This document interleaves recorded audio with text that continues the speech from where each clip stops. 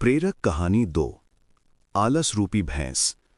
एक बार की बात है, एक महात्मा अपने शिष्य के साथ एक गांव से गुजर रहे थे। दोनों को बहुत भूख लगी थी। पास में ही एक घर था। दोनों घर के पास पहुंचे और दरवाजा खटखटाया। अंदर से फटे पुराने कपड़े पहना एक आदमी निकला। महात्मा ने उससे कहा, हमें बहुत भूख लगी है, कुछ खाने को मिल सकता है क्या? उस आदमी ने उन दोनों को खाना खिलाया।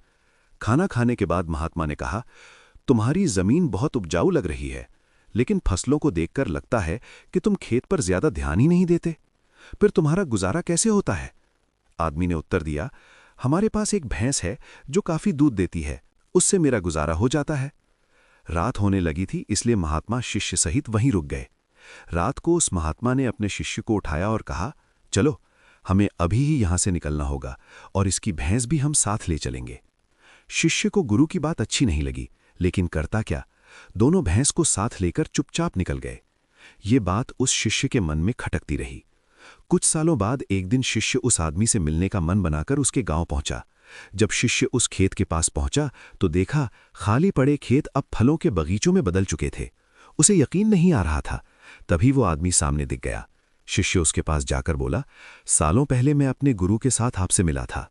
आदमी ने शिष्य को आदरपूर्वक बिठाया और बताने लगा, उस दिन मेरी भैंस खो गई। पहले तो समझ में नहीं आया कि क्या करूं।